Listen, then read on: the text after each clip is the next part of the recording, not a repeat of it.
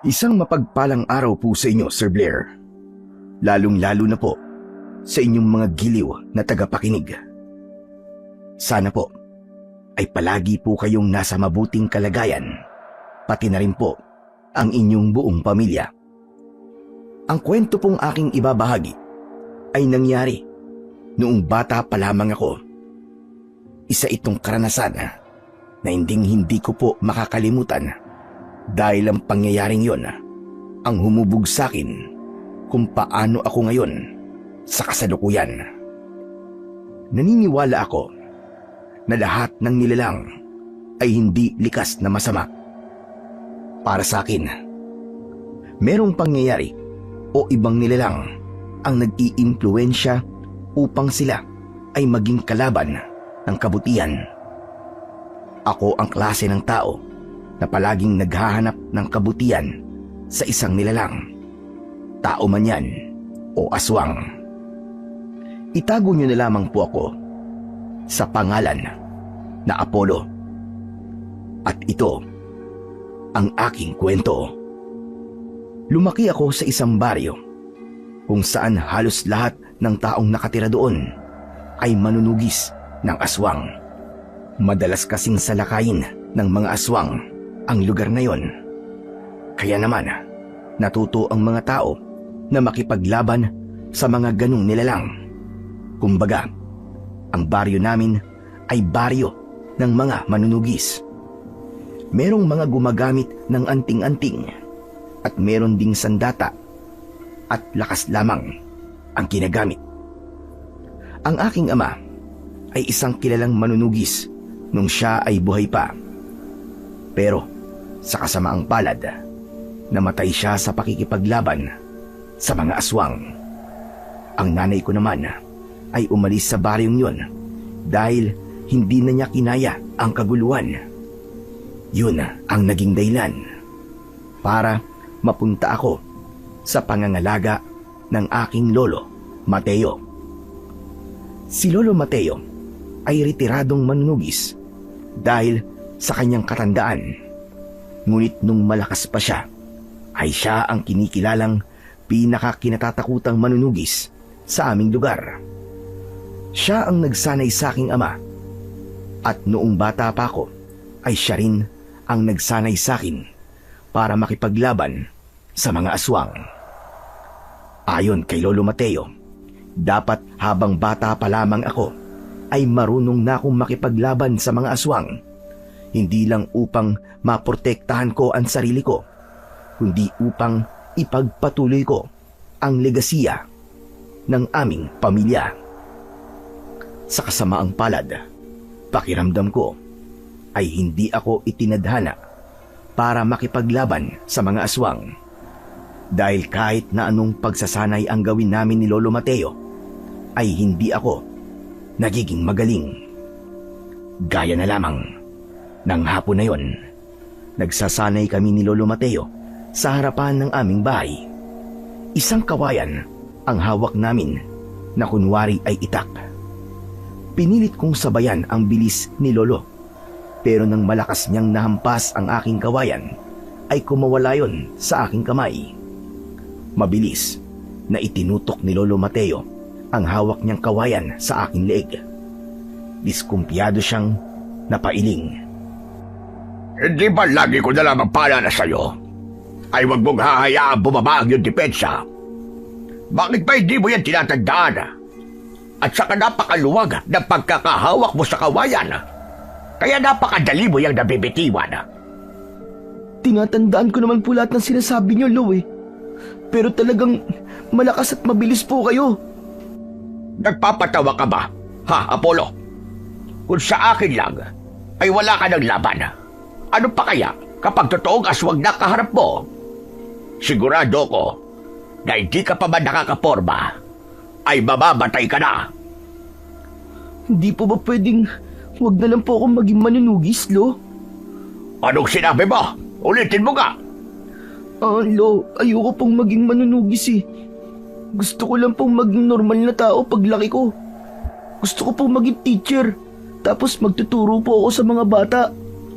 Hindi pwede yung gusto mo mangyari. At anong mangyayari sa pamilya natin sa oras na gawin mo yan gusto mo? Sige nga.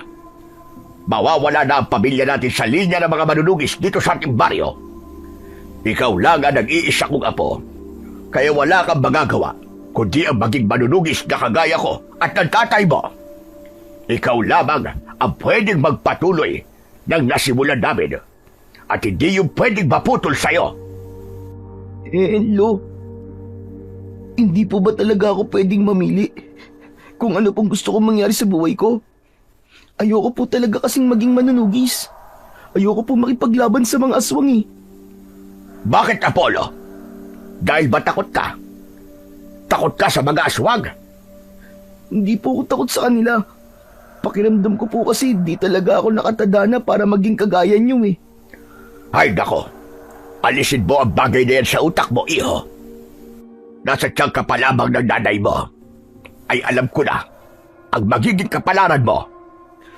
Ibig po palang sabihin, wala akong kakayahan na mamili kung ano pong gusto ko sa buhay ko. Ipipilit niyo lang po pala sa akin na maging kagaya niyo ako. Mali ang salitang ginamit mo. Hindi ko ipinipilit sa'yo na maging manunugis ka, kundi yan ang talagang nakatadhana para sa'yo. Hindi po ba ganun din po yun? Tumahimik ka na nga. Ang mabuti pa'y magpahinga ka na muna. Pero bukas ay maghapon ulit tayo mag-ensayo. Hindi tayo titigil hanggang sa maging mahusay ka sa pakikipaglaban. Pwede po bang bukas magpahinga muna tayo, Lo? 3 araw na po tayong nagsasanay ng walang tigil eh. Hindi na po ako nakapaglalaro eh. Hindi pwede. Sa makalawa na ang gabi, kung kailan titignan ang galing ng mga batang manunugis. At ayoko mapapahiya ang pamilya natin.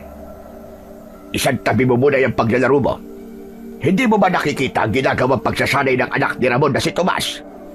Talagang sumsum sila sa pagsasanay. Dapat ay gayahin mo si Tomas. Magkaiba naman po kasi kami ni Tomas. Gusto niya po kasi talaga ang ginagawa niya eh. Kaya nga dapat na gayahin mo siya. Kailangan ay gustuhin mo rin ang ginagawa mo. Hala, sige na. Magpahinga ka na. At pagkatapos ay maglinis ka na ng katawan mo. Ako muna'y magluluto ng pagkain natin para mamaya. Kinuha ni Lolo Mateo ang kawayan na nabitiwan ko kanina at saka siya pumasok sa aming kubo. Hindi muna ako umalis sa aking kinatatayuan. Naramdaman ko ang lungkot kasi napagtanto ko na wala akong kalayaan na gawin kung ano ang gusto ko. Naisipan kong maglakad-lakad para kahit papano ay gumaan ang aking pakiramdam. Sa paglalakad ko ay may nakita kong mga bata na masayang naglalaro ng patintero. Huminto ako para panoorin sila. Nung una ay nakangiti ako habang pinapanood sila. Pero hindi nagtagal ay naglaho ang ngiti ko at napalitan yon ng lungkot. Buti pa sila. Nagagawa nilang makapaglaro. Sana talaga ay maisip ni Lolo na ayoko talagang maging manunugis ng mga aswang.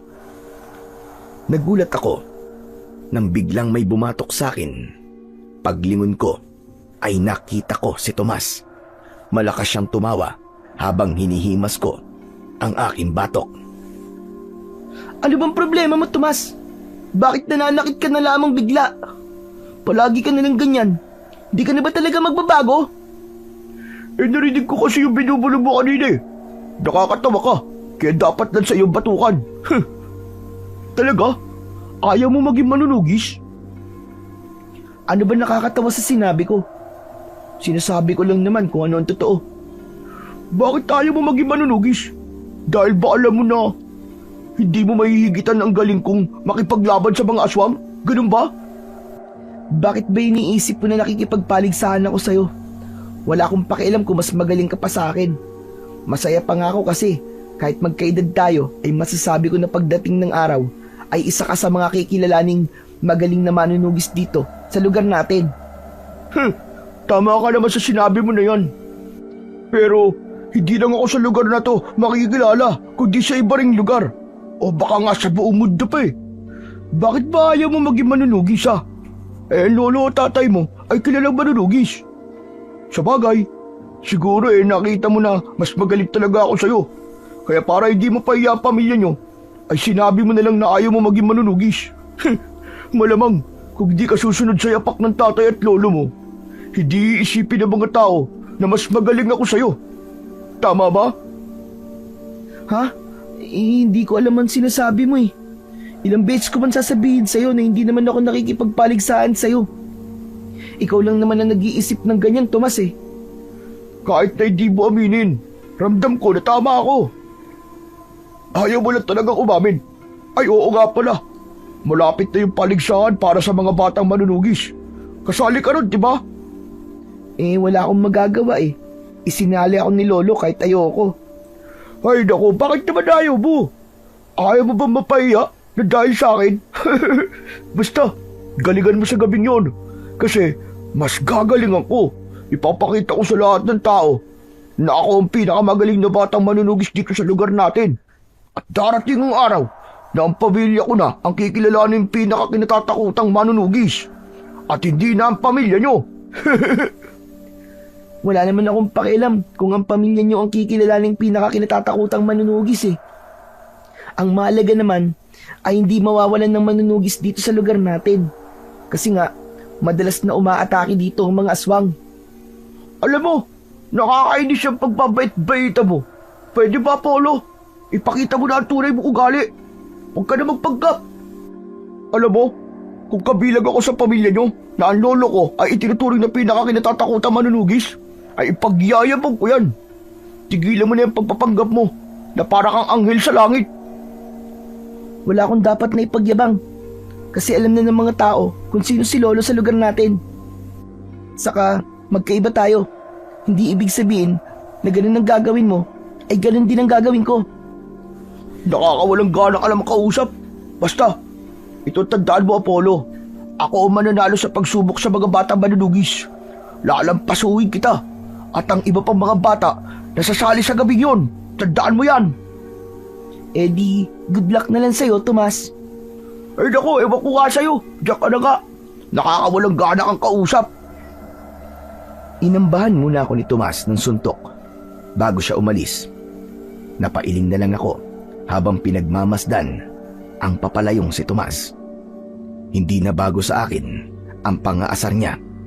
Madalas kapag kinakausap niya ako ay ganun ang kanyang ginagawa.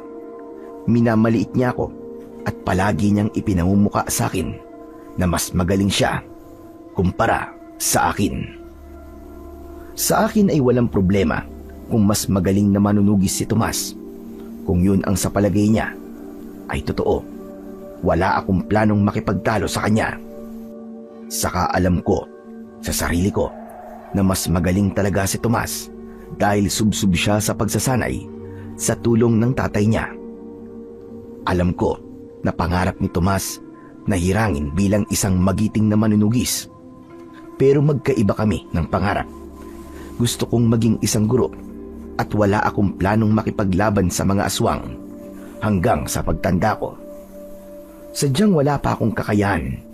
Natutulan ng tuluyan ang gusto ni Lolo Mateo. Pero alam ko, kapag nasa tamang edad na ako para gumawa ng sarili kong desisyon, ay doon ko na mapapanindigan ang kagustuhan kong hindi para sa akin ang pagiging manunugis. Palubog na ang araw nang nagdesisyon akong umuwi sa bahay. Naabutan ko si Lolo Mateo na nakaupo sa aming hapagkainan. Nakahain na ang aming hapunan. Mayroon isang kaldero ng kanin at ginataang gulay sa lamesa. Saan ka magaling ha? Hindi ba sabi ko ay magpahinga ka at maglinis ka ng katawan mo? Bakit umalis ka pa? Kahit sinabi ko kanina na magluluto lang ako ng hapunan natin. Lo, naglakad-lakad lang naman po ako para mag-isip. Hindi ko na po namalayan ng oras kaya ngayon lang po ako nakauwi. Pasensya na po kayo, Lo. Importante sa isang batang manunugis na kagaya mo na marunong makinig sa nagsasanay sa'yo. Paano na lamang kapag malaki ka na at ganda ka pa rin? Baka mahirapan akong ituro sa'yo ang mga dapat mo malaman at matutunan kung hindi ka marunong sumunod. Hala, sige na. Maghugas ka na ng kamay mo para makakain na tayo. Nakayuko akong nagtungo sa batalan para maghugas ng kamay. Hindi ko na sinubukang salungatin ang sinabi ni Lolo Mateo tungkol sa pagiging batang manunugis ko. Gusto ko sanang sabihin na ayoko talagang maging ganon, pero masyado na akong naubos sa pakikipag-usap ko kanina kay Tomas. Kaya mas pinili ko na lamang ang manahimik sa pagkakataon na yon. Matapos kong maghugas ng kamay, ay umupo na ako para kumain. Pinangunahan ni Lolo Mateo ang pagdadasal at saka kami naglagay ng pagkain sa aming pinggan. Oo nga pala, ipapaalala ko ulit sa'yo na sa susunod na gabi na yung paligsahan ng mga batang manunugis.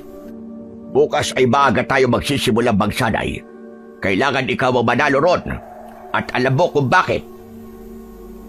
Alam ko po, para po hindi ako maging kahihiyan sa pamilya natin. Kasi kapag natalo po ako, iisipin po ng mga tao na mahina ako at mas mapapahiya kayo. Kasi baka sabihin po ng mga tao na nagkulang kayo sa pagsasanay sa akin. Mabuti naman at alam mo. Lolo, importante po ba talaga ang sasabihin po ng ibang tao?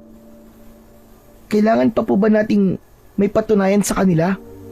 Hindi po ba, nung malakas pa kayo, ay marami na po kayong napatunayan sa baryong ito dahil sa galing niyo pong makipaglaban nun sa mga aswang? Ipapaalala ko lang sa'yo na ako ang punong manunugis sa baryong ito. Kapag nakita nila na hindi ka mahusay, ay isang malaking pagkabigo yun sa akin. Ang reputasyon ng pamilya natin ang nakasalalay dito, kaya dapat mo talagang galingan. Si Tomas ang nakikita kong malaki mong katunggali, kaya dapat ay huwag kang magpapatalo sa kanya. Kilala mo naman yon at ang tatay niya, napakayabang ng mga yon. Kaya maganda na mapahiya sila sa ipinagkakalat nila na si Tomas ang mananalo sa paligsahan. Lo, baka po pwedeng wag na lang po akong sumali sa paligsahan na yun. Pasensya na po pero pakiramdam ko po, hindi po ako mananalo ron eh. Naririnig mo ba sinasabi mo, Apollo?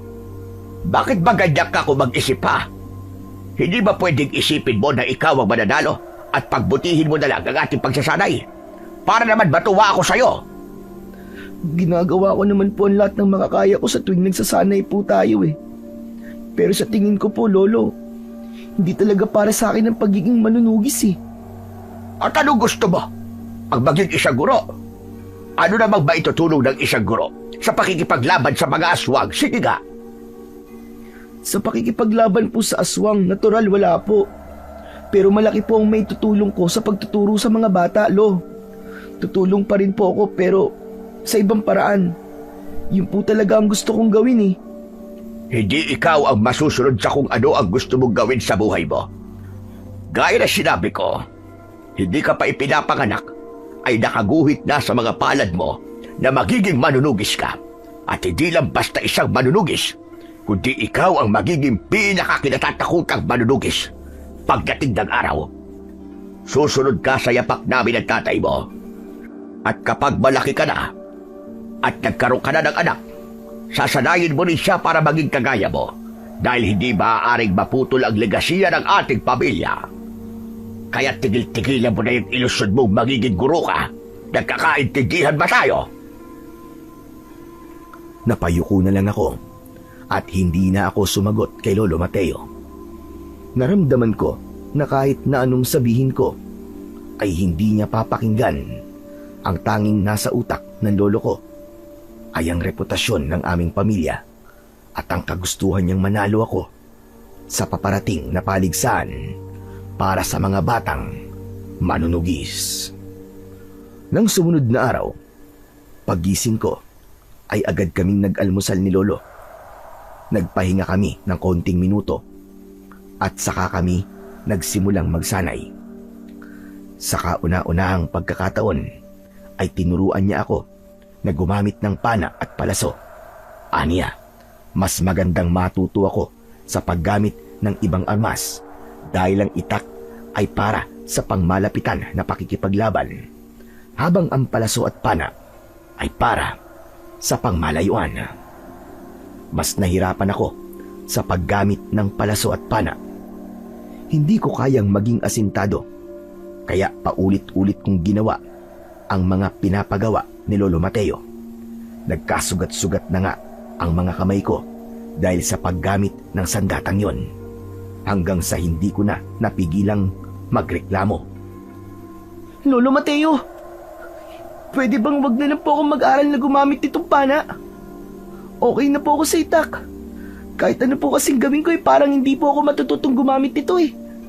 Sa itak nga po hirap na po akong gumamit. Dito po kaya. Nakalimutan mo na ba ang sinabi ko? Kailangan mong matutunang gumamit ng pana dahil may mga aswang na kailangan mong labanan sa malayuan. Mas maganda na mas marami kang alam na gamitin na sandata kaysa sa isa lang. Ibig po bang sabihin, may iba bang sandata kayong ituturo sa akin kung paano gamitin? Ganun po ba? Oo naman. Marami pa. Kaya ihanda mo ang sarili mo sa mga susunod na araw. Kaya ayoko pong maging manunugis eh. Ang dami ko pong dapat malaman. Bata pa lang po ako pero pagod na po ako.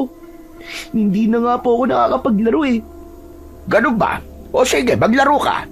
Maglaro ka araw-araw mula umaga hanggang hapon hanggang lumawit yung dila mo dahil sa pagod. Bakit sa tingin mo ba ay may maitutulong sa baryo natin kung ganun ang gagawin mo? Wala po.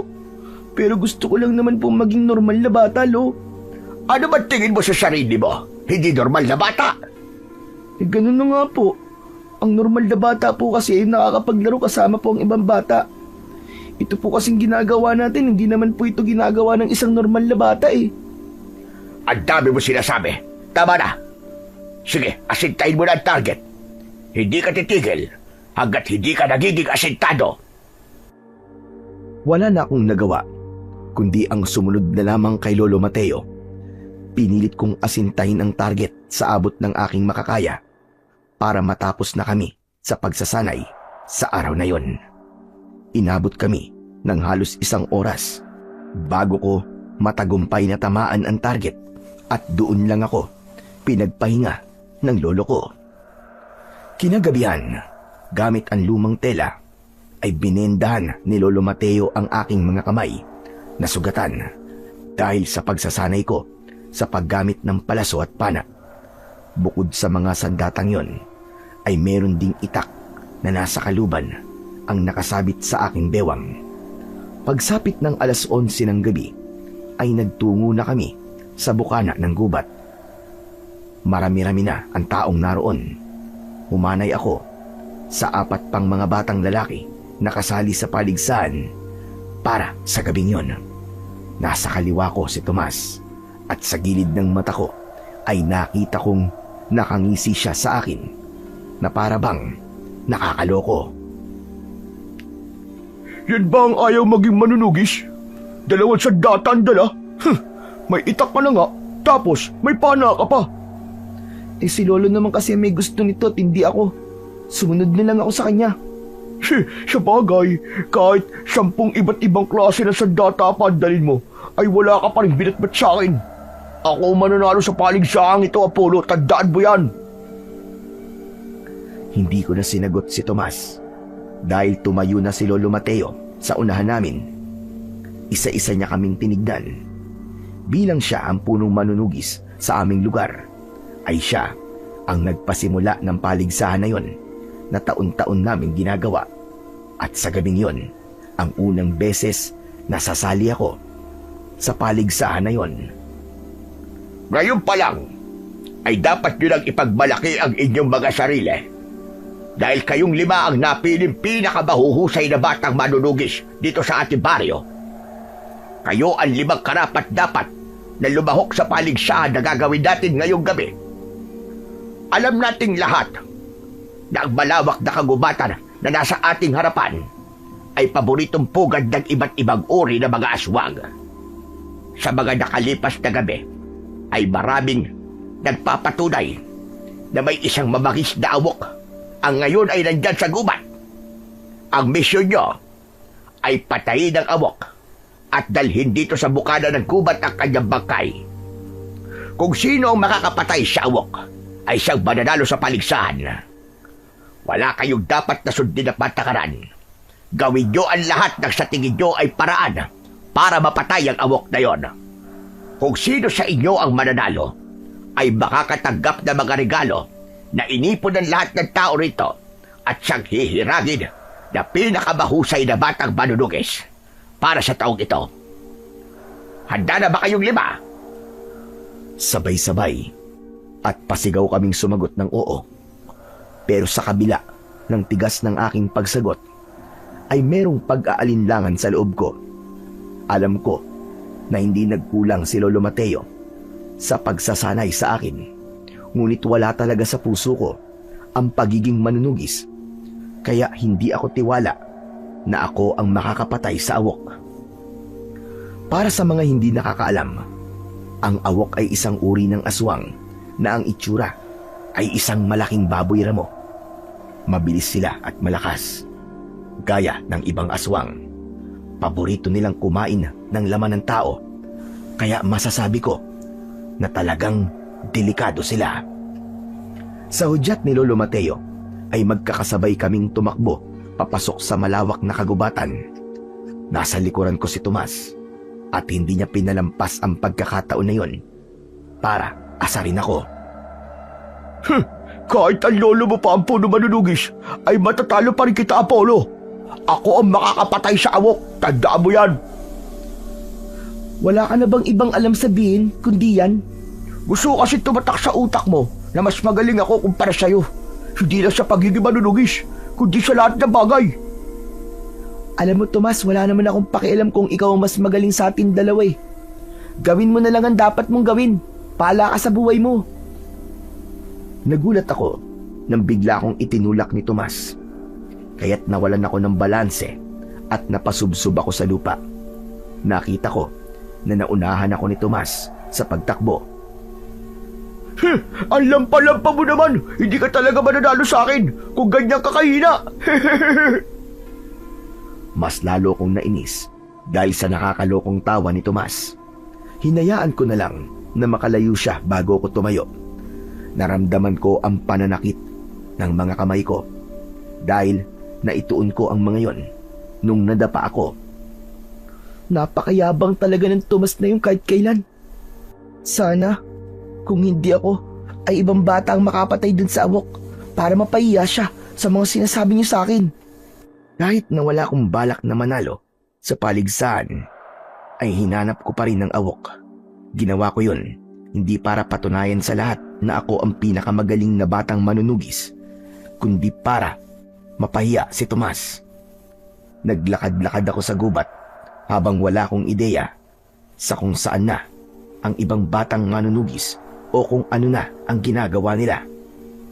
Hanggang sa napahinto ako nang may narinig akong kaluskos mula sa loob ng isang makapal na halaman. Naging alerto ako kahit may kaba sa aking dibdib. Mabilis kong kinuha mula sa aking likod ang isang palaso at inilagay ko yon sa pana. Itinutok ko yon sa direksyon ng halaman. Matyaga ako naghintay dahil baka isa sa mga kalahok sa paligsahan ang naroon at hindi ang awok. Ayokong pakawalan ng palaso nang hindi ako sigurado dahil ayokong makagawa ng pagkakamali na ikakapahamak ng ibang tao. Tumutulo na ang pawis sa aking muka. Naging matatag ang pagkakahawak ko sa pana hanggang sa muling gumalaw ang halaman. Pero sa pagkakataong yon ay mas malakas na. Nagulat ako nang mula sa halaman ay lumabas ang awok. Nanlilisik ang mga mata niya na sumusugod sa akin. Doon ko na pinakawalan ng palaso. Malakas na umigik ang awok nang bumaon sa leeg niya ang palaso na naging dahilan para bumagal ang kanyang pagtakbo. Nawalan siya ng balanse at natumba siya. Hindi ako makapaniwala na nagawa kong asintayin ng ganon ang awok. Doon ko napatunayan na may magandang idinulot ang matyagang pagsasanay sa akin ni Lolo Mateo. Hindi ko na dapat sayangin ang pagkakataong to. Kailangan ko ng patayin ng awok. Hinugot ko sa kaluban ng itak. Pero nang lalapit na ako sa awok, ay dumating si Tomas. Mula sa kung saan ay mabilis niyang nilapitan ng awok. Gamit ang kanyang itak ay nilasdas niya ang leeg ng awok na siyang naging dahilan ng kamatayan nito. Napamaang ako sa bilis ng pangyayari. Ang hinala ko ay kanina pa nasa paligid si Tomas at nang nakita niyang nagawa kong pahinain ng awok ay sa kanya yon inatake at pinatay. Inilabas ni Tomas ang dala niyang lubid at sinimulan niyang itali ang mga paa ng walang buhay na awok. Lumapit ako kay Tomas nang may galit sa aking muka. Tomas, ang daya mo ah! Ako ang dapat napapatay sa awok na yan at hindi ikaw! Ano ba sinasabi mo? Nakita mo naman na ako ang pumatay dito ah. Ang galing ko talaga. Sigurado ako na matutuwa si tatay sa akin ito. Talaga? Matutuwa kaya ang tatay mo kapag nalaman niya na nandaya ka? Ano bang pandaraya sa ginawa ko? Sige nga, sabihin mo ka sa akin. Ako ang pumana sa awok, kaya siya nanghina. Kung di ko yung ginawa, hindi mo siya mapapatay. Ah, ito bang palaso na to ang pinagbabalaki mo? Eh di alisin na natin to. Nagulat ako nang inalis ni Tomas ang palaso na nakabaon sa leeg ng awok. Pinutol niya yon at saka itinapon sa kung saan. Alam kong ginawa niya yon para walang bakas na ako ang unang nakasugat sa awok. O ayan, inalis ko na yung pinagmamalaki mong palaso para wala ka ng ambag sa pagpatay ko sa awok na yan. Ang dami pa sinasabi na para bang nang pinana mo yan namatay na siya kaagad. Ako naman talaga ang dapat na makakapatay sa awok kung di ka lang nakialam. At kung di ko yung pinana, malamang hindi mo yan mapapatay ng ganun kadali. Hindi ka ba nakinig sa sinabi ng lolo mo kanina? At sabi niya, kung sino ang nakapatay sa awok ay siya ang mananalo. Malinaw na manilaw na hindi namatay yung awok sa pagpana mo. Namatay siya nang ginilitan ko sa leeg gamit ang itak ko. Kaya mabuti pang tumahimik ka na lang dyan at tanggapin mo lang natalo kita. Tumiim ang bagang ko at mariin kong naikuyom ang aking mga kamay. Gusto kong saktan si Tomas ng sandaling yon, pero pinigilan ko ang sarili ko.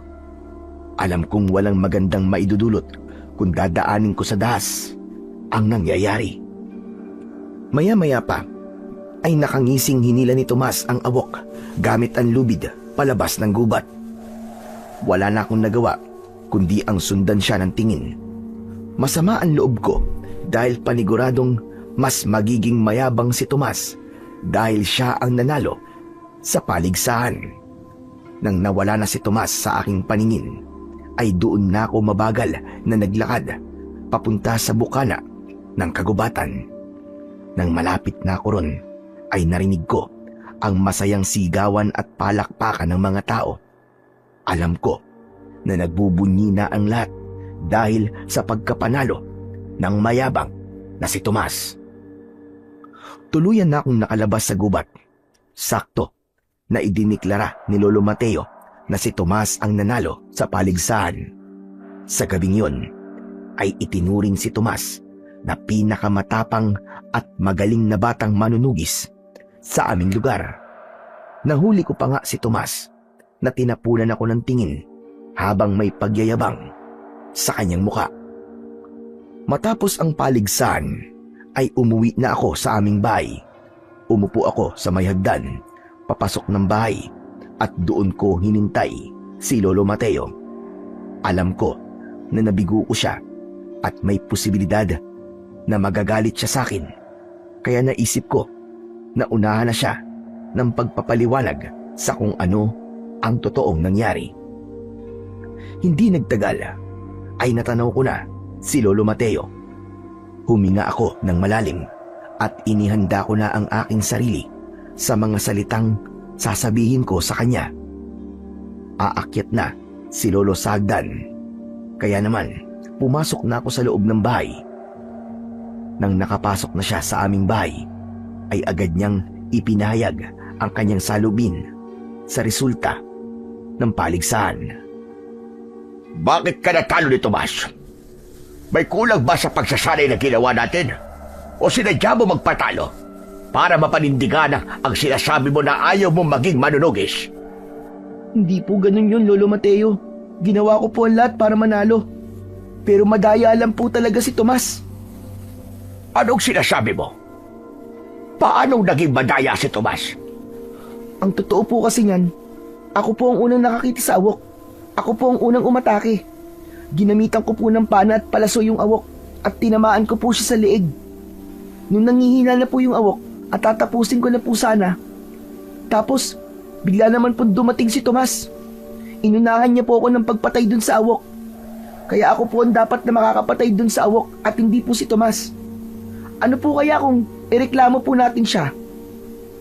Ang sabi ko, kung sino ang makakapatay sa awok, ay siyang mananalo sa paligsahan. Oo, nauna mo nasugatan ng awok. Pero base sa kwento mo, si Tomas ang tumapo sa buhay ng aswang. Kung irereklamo pa natin ang pagkapanalo ni Tomas, ay baka isipin pa ng mga tao na hindi tayo marunong tumanggap ng pagkatalo. Pero Lolo Mateo, malinaw naman po na nandaya po si Tomas eh. Alam ko po na nakatago lang po siya sa kung saan. Nung nakita ko po yung awok, naghintay lang po siya na panain ko yung awok bago po siya lumabas. Tama na, Apollo. Tanggapin mo na lang ang pagkatalo mo. Pero gusto kong malaman mo na lahat ng tao rito ay umaasa na ikaw ang mananalo. Sinasabi nila na sigurado sila na ikaw ang makakapatay sa awok. Dahil apo kita. Kaya hindi lang ako ang binigo mo, kundi lahat ng tao dito sa baryo natin. Nakakahiya ang pagkatalo mo, Apollo. Pero Lo, kayo na po ang nagsabi sa amin na sapat na pong napili po kami 5, nakasali po sa paligsahan para ipagmalaki kami. Hindi po ba? Dapat ay hindi ako maging kahiyaya kasi nakasali po ako sa paligsahan kanina. Sa ibang mga bata, oo. Pero iba ka sa kanila. Apo ka ng pinakakinatatakutang manunugi sa lugar na ito. Kaya mataas ang tingin ng lahat sa iyo. Umaasa sila na magiging kagaya kita. Pero anong nangyari? Binigo mo ako, Apollo. May susunod na taon pa naman po eh. Babawi na lang po ako sa susunod na paligsahan. Hindi mo na mababawi ang pagkatalo mo ngayong gabi. Habang buhay nang tatatak sa utak ng lahat ang pagkatalo mo kay Tomas. Naluluwa akong napayuko. Wala na akong naisip sabihin dahil pakiramdam ko, kahit anong paliwanag ang gawin ko, ay hindi na mabubura ang pagkadismaya ni Lolo Mateo sa akin. Pakiramdam ko tuloy ay napakahina ko ng sandaling yon. Natalo na nga ako ay mas lalo pang ipinaramdam sa akin ni Lolo na isa kong talunan. Kaya nang natulog ako ng gabing yon ay napakabigat ng aking kalooban.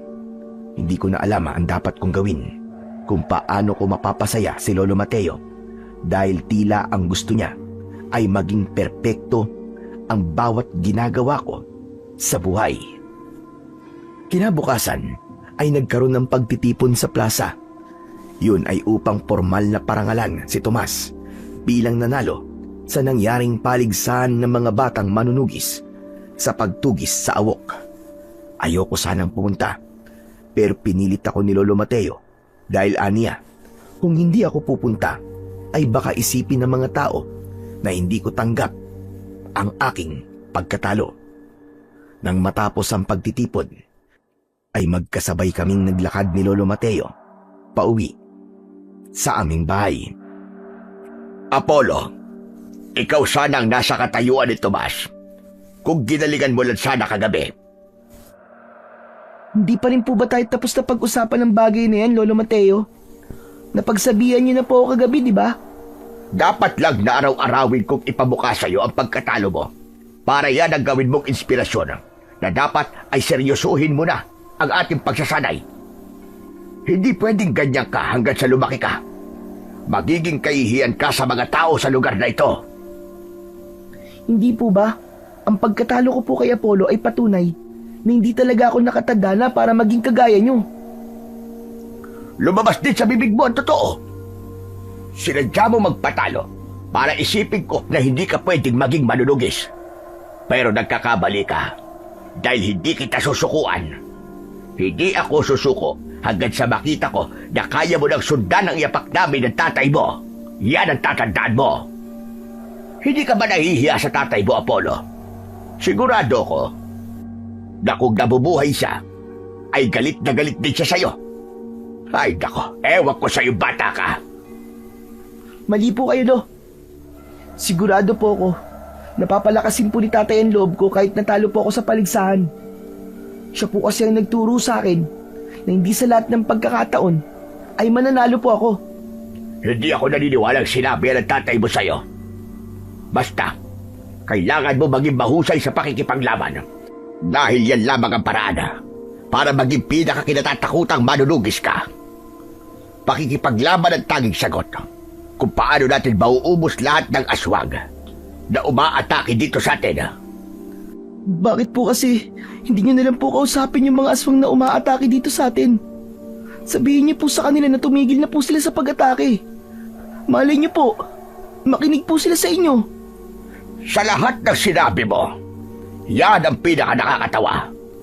Saan ka ba nakakita ng aswang na makikipag-usap sa mga tao para sa kapayapaan? Lahat ng aswang ay isa na sa utak at yun ay ang patayin tayo mga tao. Lahat sila ang tingin sa atin ay pagkain, kaya dapat lang silang patayin. Naputol ang pag-uusap namin ni Lolo Mateo nang nakasalubong namin ang kapitan ng aming baryo. Sinabi niya na kailangan niyang kausapin si Lolo, kaya iniwanan ko muna sila at mag-isa kong umuwi sa bahay. Ginawa ko muna ang mga dapat gawin sa bahay para pag-uwi ni Lolo ay baka matuwa siya sa akin kahit papano.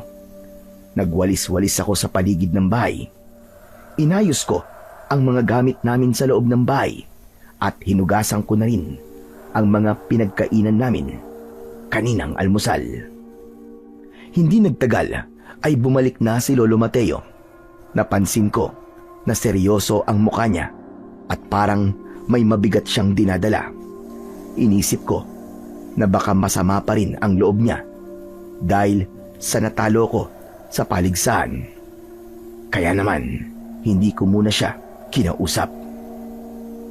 Maya-maya pa ay nagluto na si Lolo Mateo ng aming pananghalian. Hindi ko maiwasang mapansin ang pagiging seryoso niya dahil matagal na kaming magkasama. At kilala ko si Lolo. Alam ko na sa sandaling yon ay merong bagay na bumabagabag sa kanya. Kaya habang kumakain kami, ay hindi na ako nagdalawang isip na mag-usisa. Lo, ayos lang po ba kayo? Kanina ko pa po kasi napapansin na parang balisa po kayo eh. May nangyari po ba, Lo? Hindi ko lang maiwasang isipin yung sinabi sa akin ni Kapitana nung nagkausap kami kanina. Lolo Mateo, pwede ko po bang malaman kung ano po ang napag-usapan ninyo? Ang sabi ni Kapitana ay may nakita ang ilang manunugis sa gubat na grupo ng mga gabunan. Sa palagay niya raw ay nagkukuta ang mga yon sa kung saan parte ng gubat. Gabunan? Hindi po ba yun yung malalakas na uri ng aswang? Tama po ba? Tama ka. Mas malakas sila kumpara sa ibang uri ng mga aswang. Isang gabunan nga lang ay mahirap ng patayin. Ano pa kaya kung isang grupo? Sigurado ko na nagbabalak ang mga gabunan na yon na sumalakay dito sa baryo natin. Kaya kailangan natin magiganda. At umaasa ako sa iyo, Apollo. Hindi man ikaw ang nanalo sa paligsahan, ay gusto kong ipakita mo sa lahat na ikaw pa rin ang pinakamagaling na batang manunugis dito sa atin. Lo, nasa malaking panganib na nga po tayong lahat tapos iniisip niyo pa rin po na dapat po ay may mapatunayan po ako sa lahat. Hindi po ba pwedeng mag-focus tayo kung paano natin matatalo ang mga gabunan? Talagang hindi mo ko naiintindihan, Sa pagtalo sa iyo ni Tomas, sa paligsahan, ay may naririnig akong usap-usapan na mahina ka at wala kang kakayahan na makipaglaban sa mga aswang at maging kasing galing namin ang tatay mo. Ang gusto ko, patunayan mo sa lahat na kaya mong tapusin ang magiging digmaan natin laban sa mga gabunan na yan. Gusto kong magibabaw ang pangalan mo sa lahat. Paano ko naman po gagawin yun, Lo? Bata pa lang po ako eh. Kailangan mong makisali sa digmaan na mangyayari. Dahil sigurado ko na makikipaglaban din doon si Tomas. Tandaan mo ito, Apollo.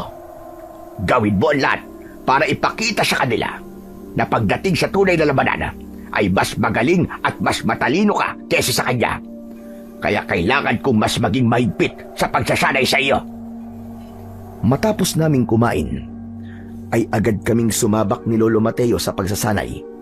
Nakita ko sa kanya ang matinding determinasyon na ituro sa akin ang lahat ng mga dapat kong malaman pagdating sa pakikipaglaban sa mga aswang. Agad na ipinagkalat sa aming lugar ang tungkol sa grupo ng mga gabunan na nagkukutanga sa gubat. Nagtalaga si Kapitan at Lolo Mateo ng mga taong maghahanap sa kuta ng mga gabunan dahil ang nais nila ay paslangin na ang mga yon bago pa umatake sa aming baryo. Isinama rin kami ni Tomas sa pagsuyod sa gubat tuwing gabi. Si Tomas kasi ang nanalo sa huling paligsahan habang ako naman ay apo ng pinakakinatatakutang manunugis kaya kailangan naming sumama.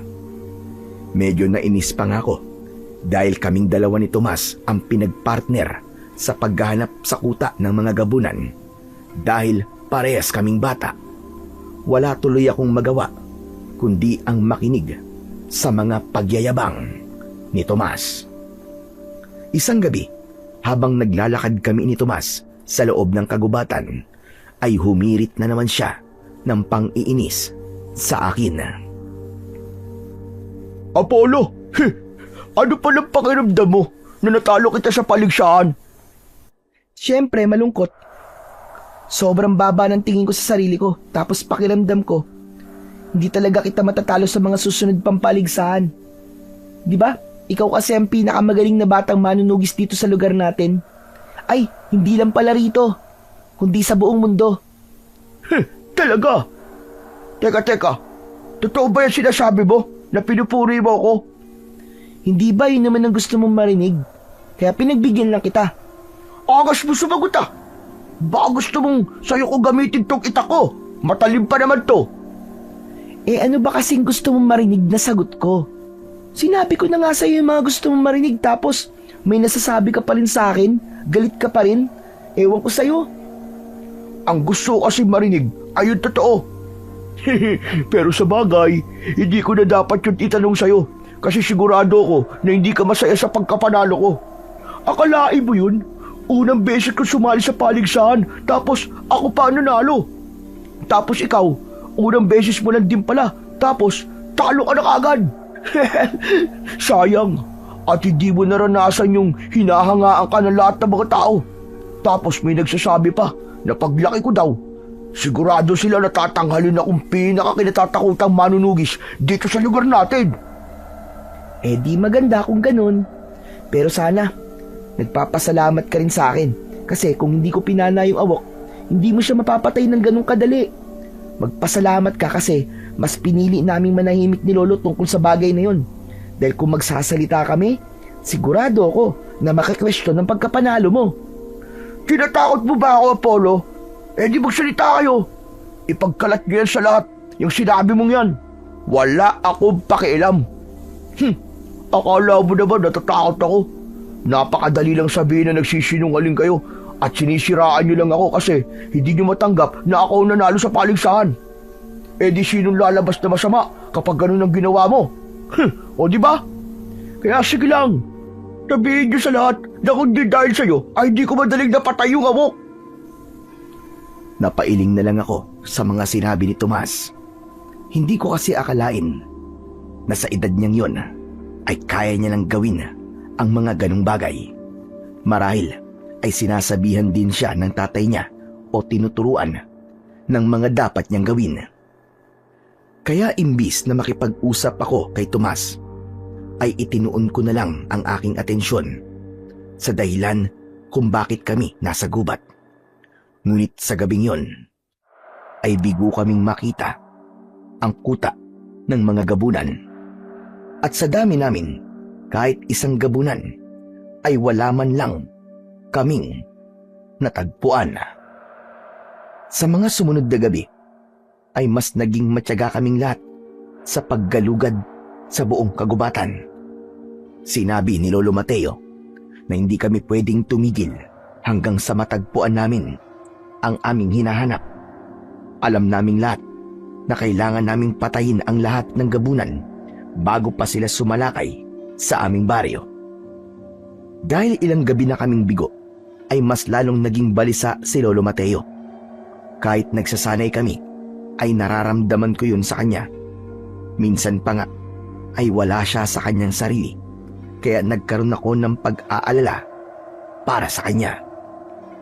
Kaya isang hapon, nang natapos na ang aming pagsasanay, at umupo siya sa mahabang upuan sa gilid ng aming bahay, ay tumabi ako sa kanya. Lolo Mateo, alam ko po kasi na hindi ka po ayos nitong mga nakaraang araw. Dahil hanggang ngayon po ay hindi pa rin natin nalalaman kung nasan po yung kuta ng mga gabunan. Mas makakabuti po sa inyo ang magpahinga muna ng ilang araw. Nandiyan naman po sina Kapitan at ang ibang manunugis. Hayaan nyo na lang po muna sa kanila ang pagganap sa kuta ng mga gabunan. Hindi ako pwedeng magpahinga. Lalo na't gabunan ang posible nating makakalaban. Alam mo bang, iba sila sa mga pagkaraniwang aswang. Isa pa, ako ang punong manunugis, kaya ayokong makikita ko ng mga tao na walang ginagawa. Huwag niyo na po munang isipin ang sasabihin ng mga tao, Lo. Siguro naman po ay hindi nila mamasamain ang pagpapahinga nyo ng ilang araw. Nag-aalala po kasi ako na baka magkasakit po kayo niyan eh. Hindi na po kasi kayo kasing lakas po, gaya po ng dati, Lolo Mateo.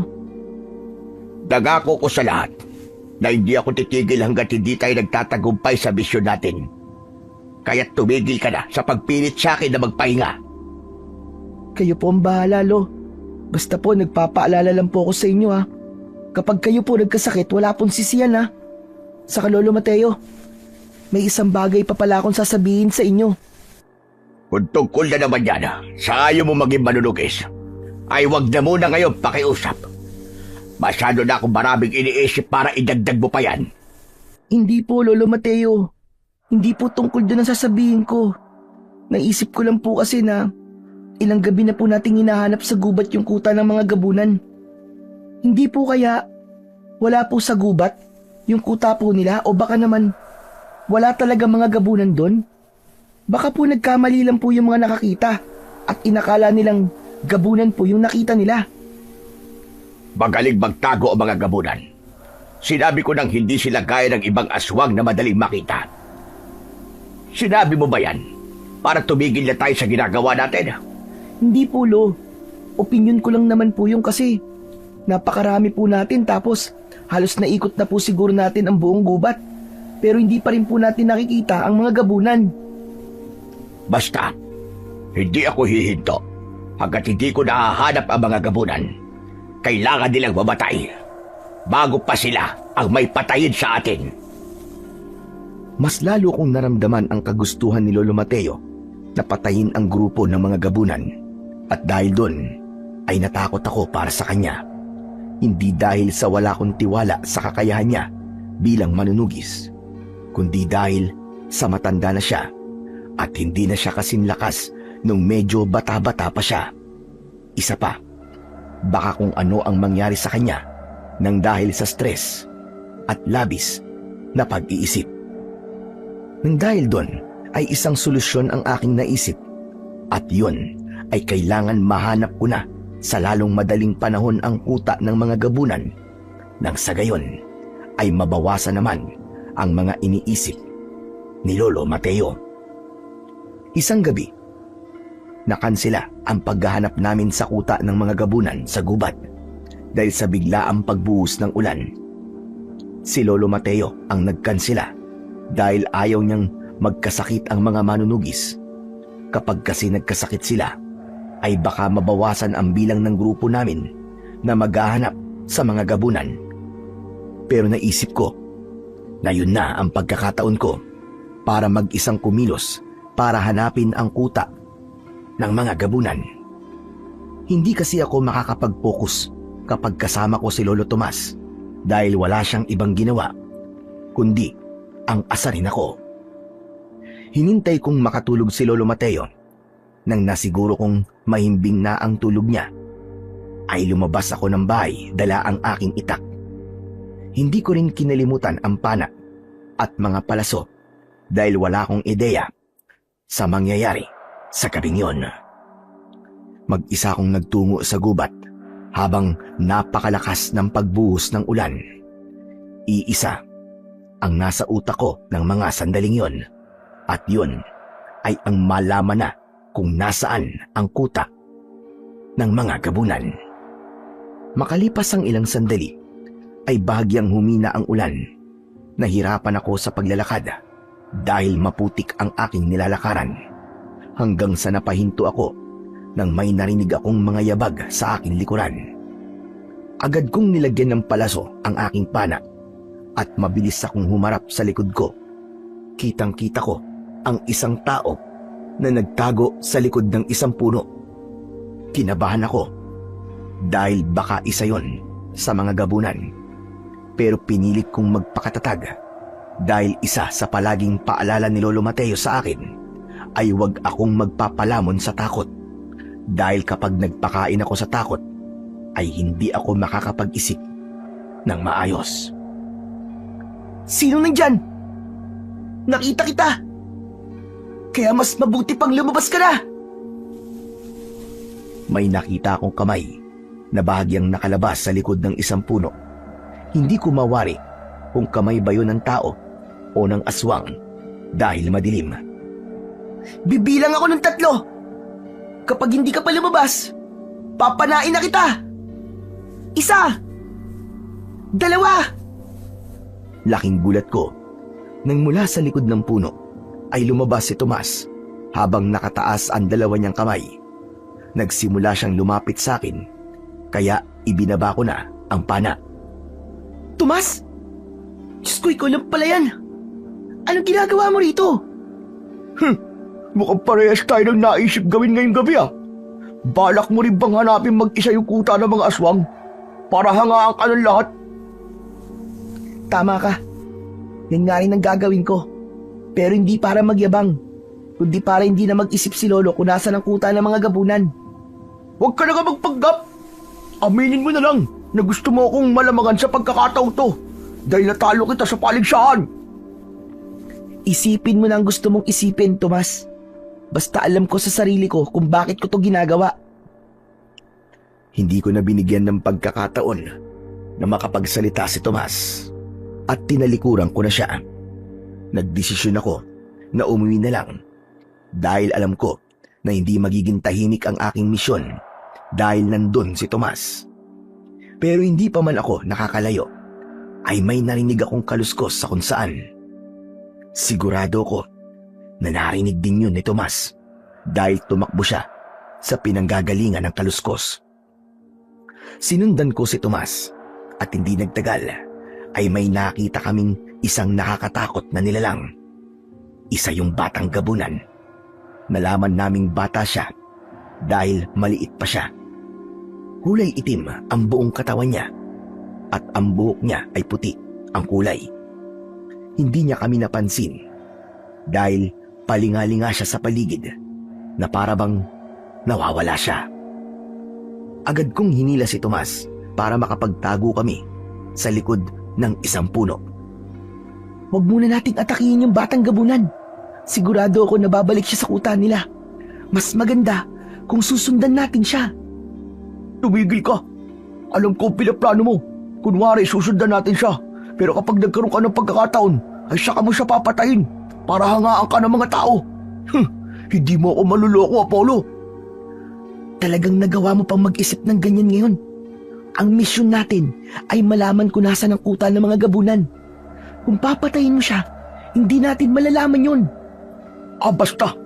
Wala akong tiwala sa'yo. Akin na nga yung pana mo. Nagulat ako nang inagaw ni Tomas sa akin ng pana. Mabilis siyang kumuha ng isang palaso sa likod ko. Itinutok niya yon sa batang gabunan at hindi siya nagdalawang isip na panain ang batang gabunan. Bumaon ng palaso sa balikat ng batang gabunan na naging dahilan para tumakbo yun ng napakabilis. Nang habulin ni Tomas ang batang gabunan, ay sinundan ko siya. Pero kahit may sugat ang batang gabunan, ay napakabilis pa rin niyang kumilos at sa isang kisap mata ay naglaho siya sa aming paningin. Huminto kami at lumingalinga sa paligid sa pag-asang makikita pa namin ang aming hinahabol hanggang sa binawi ko na kay Tomas ang aking pana. Sayang! Nakawala pa siya! Bakit mo kasi siya pinana? Kung nakinig ka na lang sana sa akin, malalaman na sana natin kung nasa ng kuta nila.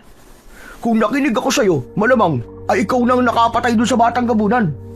Siguro may balat ka sa puwet no, kasi palagi ako minamalas kapag kasama kita. Diyan ka na nga. Uuwi na lang ako. Matapos yung sabihin ni Tomas, ay malalaki ang mga hakbang na tinahak niya ang daan palabas ng gubat. Alam ko na kaya siya umalis, ay alam niyang mali ang kanyang ginawa. Pero hindi lang niya yon maamin. Aalis na rin sana ako nang nakita ko sa gilid ng aking mga mata ang paggalaw ng isang makapal na halaman. Napalunok ako ng diretso ko yung tignan. Nakikita ko kasi mula sa loob ng halaman ang nagliliwanag na mga mata at sigurado ko na yun ang batang gabunan. Inilabas ko ang aking itak. Lumapit ako sa halaman habang nakatutok doon ang itak. Huminto ako nang sapat na ang layo ko sa halaman. Bata, lumabas ka dyan. Huwag kang mag-alala, hindi kita papatayin. Ang gusto ko lang ay ituro mo sa akin kung nasaan ang iyong kuta. Napaatras ako nang marahang lumabas ang batang gabunan. Kinilabutan ako nang makita ko siya ng mas malapit.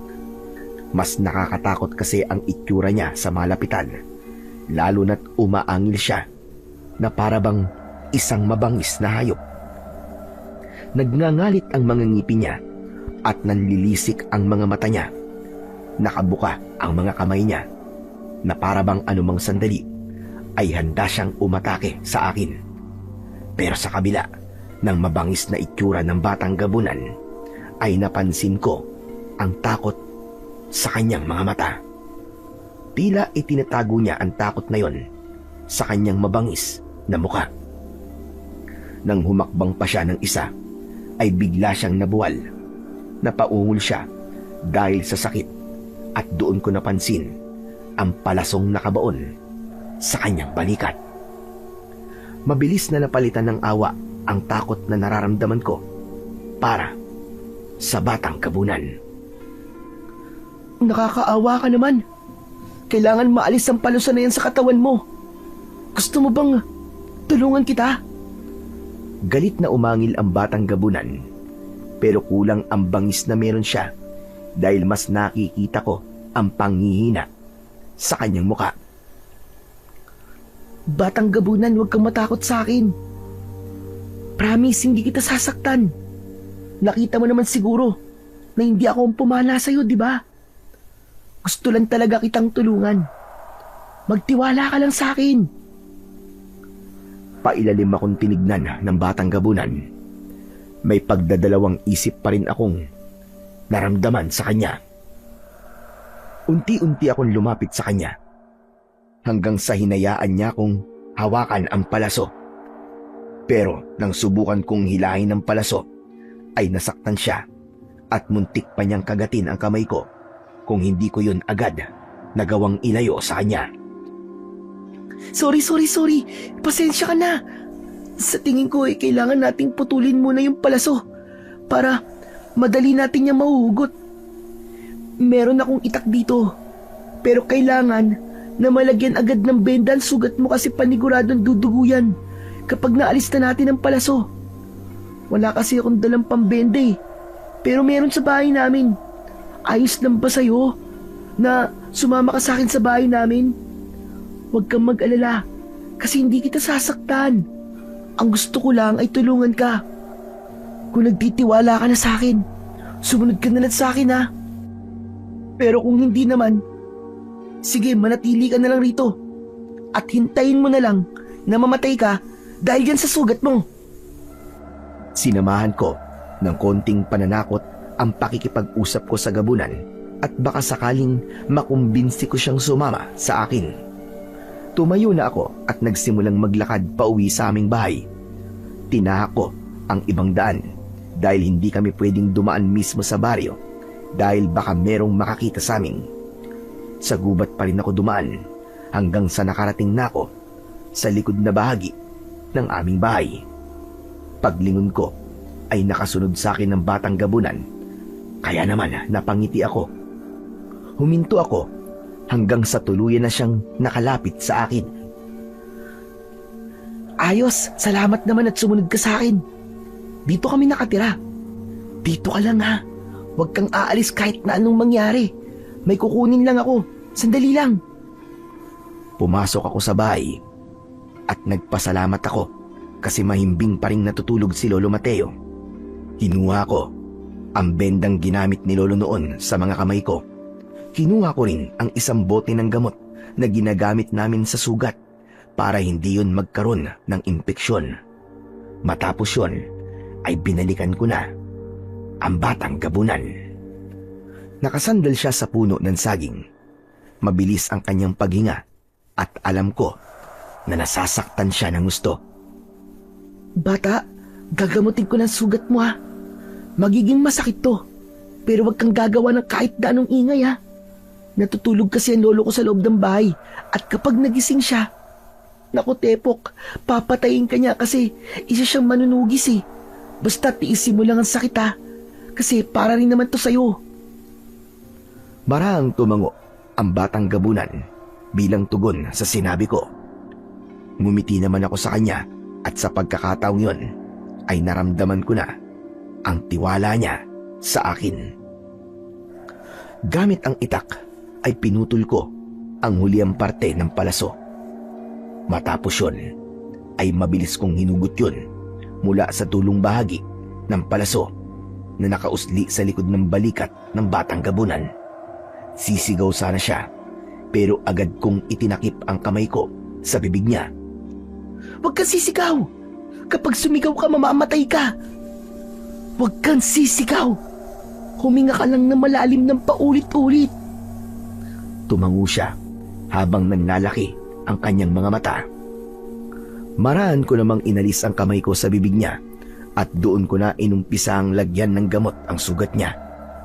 Kasunod nun ay nilagyan ko ng benda ang balikat niya at siniguro ko na meron yung tamang higpit upang hindi siya gaanong masaktan. Yan, tapos na. Basta wag mong tatanggalin ang benda na nilagay ko ha. Sariwa pa ang sugat mo at hindi yan pwedeng nakabuyang-yang kasi kapag napasukan niya ng dumi, pwede ang maimpeksyon. At kapag nangyari yun, mabubulok yung balikat mo at mapuputol yan. Ikaw rin. Ayaw mo naman siguro mangyari yun, di ba? Pero sa ngayon, hindi ka pa pwedeng bumalik sa gubat. Baka kasi sa mga oras na to, ay babalik dun si Tomas kasama ang ibang manunugis para hanapin ka. Dito ka muna, tapos bukas ng umaga, saka kita ihatid sa kuta nyo. Naiintindihan mo ba ako? Marahang tumango ang batang gabunan matapos kong magsalita. Muli akong ngumiti sa kanya dahil alam kong naintindihan niya ang mga sinabi ko. Naglatag ako ng mga sako sa silong ng aming bahay. Doon ko pinahiga ang batang gabunan. Tinakpang ko siya ng mga sako at nagpaalala ako sa kanya na huwag siyang aalis doon at huwag na huwag siyang gagawa ng kahit na konting ingay. Sinabi ko rin sa kanya na bukas ng umaga ay sasamahan ko siya para makauwi siya sa kanila. Nang masiguro ko na maayos na ang lagay ng batang gabunan, ay pumasok na ako sa aming bahay. Tahimik akong nagubad. Pinunasan ko ng tuwalya ang aking katawan at nang natuyo na ako, ay nagpalit na ako ng malinis na damit. Humiga ako sa papag at tumabi ako kay Lolo Mateo. Nagpasalamat ako kasi hindi siya nagising. Sa totoo lang, wala akong pinagsisisihan nang tulungan ko ang batang gabunan dahil alam ko na kailangan niya ng tulong ko. Naramdaman ko kasi na hindi siya masama. At kung ako ang nasa kalagayan niya, ay gusto ko rin na merong tutulong sa akin. Hindi man lang sumagi sa utak ko na patayin siya dahil alam ko na meron siyang pamilya na naghihintay na makauwi siya ng ligtas. Bago ako matulog, ay ipinagdasal ko na sana ay magtagumpay ako sa pagdala sa batang gabunan sa kanyang tahanan. Kinaumagahan, nang nagising ako, ay nakita ko si Lolo Mateo na naghahanda na ng aming almusal. Naghilamos at nagmumug ako sa batalan. Pagkatapos, ay lumabas ako at sinilip ko sa silong ang batang gabunan. Inalis ko ang mga sakong nakatakip sa kanya at nang nakita ko siya, ay sumenyas ako sa kanya na huwag siyang maingay. Nataranta ko nang nakita ko na pababa ng aming bahay si Lolo Mateo. Mabilis kong ibinalik ang mga sako sa ibabaw ng batang gabunan. Gumapang ako palabas ng silong at patayo na sana ako nang biglang dumating si Lolo Mateo. Napakunot ang noo ni Lolo nang nakita niya ako sa ganong posisyon. Anong ginagawa mo dyan? Galing ka ba sa silong ng bahay? Opo. Kasi, nahulog po yung piso ko, kaya hinanap ko po. O ano, nakita mo ba? Hindi nga po pero mamaya ako na lang po hanapin. Yumuko si Lolo Mateo upang sumilip sa silong. Abot langit ang kaba ko dahil baka makita niya ang batang gabunan na naroon. Sandali, anong ginagawa ng mga sako natin sa silong? Paano napunta ang mga yan dyan? Ano po kasi, ako po naglagay niyan dyan. Hindi po ba umulan kagabi? Kaya inilagay ko po yan ng mga sako para hindi po mabasa. Hindi na umuulan, kaya ibabalik ko na ang mga yan sa kinilalagyan ng mga yan. Wag na po, Lo. Ako na po ang balang gumawa nun mamaya. Saka baka mamaya po sumakit pa po ang likod nyo kung gagapang po kayo dyan sa silong Aba, oo nga, no. Tama ka naman. O basta, pagkatapos natin mag-almusal, ay ayusin mo na ang mga yan, ha? Oo nga pala, bibili muna ako ng pandesal sa panaderya. Bantayan mo yung pritong itlog sa lamesa at baka mamaya may pusang makapasok. Alam mo naman ang mga pusang pagala-gala dito. Basta may makitang pagkain, ay kakainin. Sige po, ako na po ang bahala ron. Ngumiti ako kay Lolo Mateo para itago ang kaba ko. Hindi nagtagal, ay umalis na siya para bumili ng pandesal. Siniguro ko na nakalayo na siya bago ko binalikan ang batang gabunan sa silong. Inalis ko ang sakong nakatakip sa kanyang muka.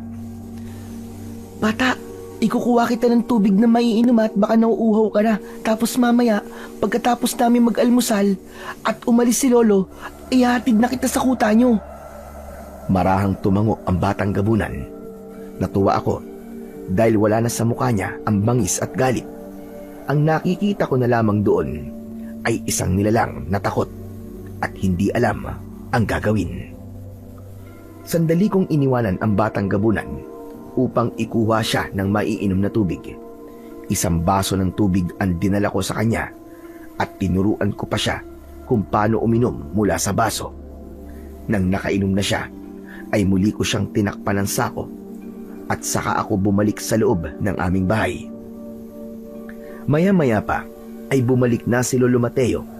Ipinatong niya ang isang supot ng pandesal sa lamesa at nagsimula na kaming kumain. Alam mo bang pinag-uusapan ngayon si Tomas? Ho, bakit po? May ginawa po bang hindi maganda si Tomas? Ayon sa narinig ko, mag-isang nagpunta si Tomas sa gubat kagabi at isang batang gabunan ang kanyang nakita. Nasugatan daw ni Tomas yung batang gabunan pero nakatakas. Kaya sa ngayon ay mas sigurado nang may mga gabunan talaga sa gubat. Dapat ganun ang ginagawa mo. Dapat ay kumikilos ka ng mag-isa gaya ni Tomas. Hindi ba sabi ko, dapat ang pangalan mo ang mangingibabaw sa laban natin sa mga gabunan? Pero hindi pa ka nagsisimula ang laban natin sa mga gabunan, ay nauungusan ka na kagad ni Tomas. Napailing ako dahil malinaw na hindi isinama ni Tomas sa kwento niya na kasama niya ako kagabi sa gubat. Talagang sinolo niya ang pagkakakita niya sa batang gabunan dahil ang gusto niya ay sa kanya lang ang lahat ng papuri ng mga tao. Apollo, iho, bakit ang tahimik mo bigla? Wala ka man lang ba sasabihin? Wala ka bang plano para mahigitan mo si Tomas? Ganito po ba talaga ang buhay ko, Lo? Dapat ay palagi po ako may mapatunayan? Dapat ay mas lamang ako kay Tomas? Hindi po ba? Hindi dapat ginagawang paligsahan ng pagiging manunugis. Kasi isa lang po tayo ng gustong mangyari. At yun ay ang protekta ng ating baryo laban sa mga aswang na nanggugulo rito. Doon pa man, ay meron ng paligsahan dito. Nagsimula yan nang hirangin akong pinakakinatatakotang manunugis. Lahat ng mga manunugis ay gustong maging kagaya ko. Lahat sila gustong makuha ang titulong nakakabit sa pangalan ko. Hindi mo na maaalis ang paligsahan at pagalingan dito sa lugar natin, Apollo. Malungkot akong tumango, pero sa loob-loob ko ay hindi ko pa rin maunawaan ang nangyayari sa aming baryo. Hindi ko maintindihan kung bakit kailangan malaman kung sino ang mas magaling at mas malakas. Gayong iisa lang naman ang aming hangarin, at yun ay ang protektahan nga ang aming baryo mula sa mga masasamang aswang. Matapos naming mag-almusal, ay nagtungo si Lolo Mateo sa bahay ng aming kapitan upang pag-usapan ang susunod nilang gagawin para mas mapadali ang paghahanap sa kuta ng mga gabunan. Sinamantala ko ang pagkakataon na yon. Pinuntahan ko kagad sa silong ang batang gabunan. Inalis ko ang mga sako sa ibabaw niya at inalalayan ko siya na makalabas sa silong ng aming bahay. Bata, wala na si Lolo. Pwede na tayong umalis. Tara na. Apollo, nakalimutan ko pala yung sombrero ko. Pakikuha nga at sobrang tindi na sikat ng araw. Nanlamig ako nang narinig ko ang boses ni Lolo Mateo sa harapan ng aming bahay. Ang unang pumasok sa isip ko ay ang mailayo na roon ang batang gabunan. Kaya imbis na magpakita ako kay Lolo, ay pumunta kami sa talayban sa likod ng bahay at doon kami nagtago. Narinig ko ang pagtawag ni Lolo Mateo sa pangalan ko hanggang sa nagpunta na siya sa likod ng bahay. Luminga siya sa paligid. Kulang na lang ay pigilan ko ang aking paghinga dahil sa isang maling galaw lang ay sigurado ko na malalaman ni Lolo kung nasaan ako. Nagtaka ako nang yumuko si Lolo Mateo at inilapit niya ang kanyang daliri sa lupa. Inamoy niya ang daliri niya. Hindi ako maaari magkamali. Dugo ito ng isang gabunan. Ibig ba't sabihin ay kinuha ng gabunan si Apollo kaya siya wala rito sa bahay? Kailangan kong tawagin ang ibang manunugis. Kailangan naming iligtas ang apo ko. Matapos yun, ay nagmamadaling umalis si Lolo Mateo. Napailing ako kasi napagkamalan pala ng lolo ko na kinuha ako ng isang gabunan. Pero isinintabi ko muna yon at inisip ko na kailangan na naming magmadali dahil paniguradong magtutungo sina Lolo at ang mga manunugis sa gubat. Makalipas ang ilang sandali, ay tumakbo na kami ng batang gabunan sa loob ng kagubatan. Nasa unahan ko siya habang nakasunod naman ako sa kanya. Nang sandaling yon, ay wala na sa utak ko ang malaman kung nasaan ang kuta ng mga gabunan. Ang gusto ko lang mangyari ng mga sandaling yon ay makasiguro ko na makakauwi ng ligtas ang batang gabunan. Kaya naman, hindi ko pa rin siya iniiwanan. Maya-maya pa ay may narinig akong yabag ng mga paa na paparating.